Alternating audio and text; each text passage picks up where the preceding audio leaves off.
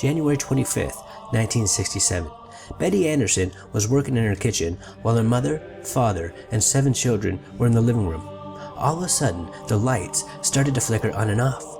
Then a reddish light began to shine through the kitchen window. Betty ran to check on the kids to make sure they were okay, while the father ran to the kitchen to see what the heck this oddish red light was. Betty's father could not believe what he was looking at. He saw 5 very odd-looking creatures. These creatures were doing a hopping-like motion towards Betty's house, very similar to how we would move in zero gravity. The father was scared to death. Once these creatures reached the house, they were able to walk right through the wooden door as if it wasn't even there. While in the house, these beings began to float, and the father noticed that these beings had a logo of a bird on their sleeves, which struck me as very odd.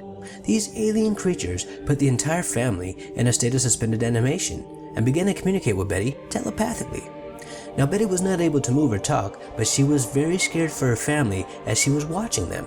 The aliens sensed her concern and showed her that her family was okay by moving them in and out of their suspended animated state.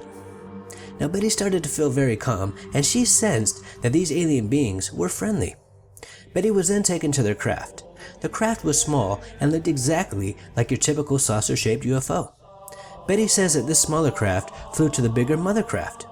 Once Betty was inside the mother craft, they took her to what she can only describe as some sort of operating room. These alien creatures did all sorts of tests on Betty, and she was returned home safely later that evening. As Betty was being escorted back into her house, she noticed that her family was still in suspended animation. The next morning, Betty and her family didn't remember a thing, but slowly over time, they started to remember. Betty says that these alien creatures put some sort of memory block on her and her family, and slowly over time, they were able to remember everything. 8 years after this encounter, Betty answered an ad from a Dr. J. Allen Hynek who was trying to find and help alien abductees. Betty's abduction case is so bizarre and rare that they discarded her letter. They thought that she was trying to make fun of what they were doing, because her story was just that crazy. But Betty wasn't joking. She wanted answers, and she kept pursuing. Eventually, Dr. Hynek realized that this woman was serious, and he decided to investigate. The first thing the UFO researcher team did was give her a lie detector test.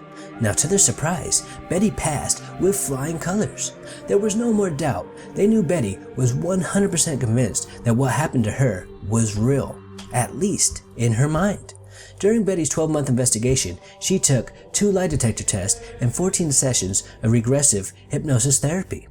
Now, due to how rare this abduction case is, it's still being investigated to this very day. And remember, it's not just Betty, it's also the entire family. They all believe, without a shadow of a doubt, that they came face to face with alien beings on that terrifying night. Now, all abduction cases are bizarre in their own way, but most of the time, they are very similar. But the Betty Andreasson case is one of the most strangest ever reported. The way the aliens were doing a hopping-like motion and were able to float inside the house. The way they could walk through objects as if they were not even there. And of course, the logo of a bird on their sleeves. Making the Betty Andreasson abduction the most bizarre alien encounter story that I have ever heard.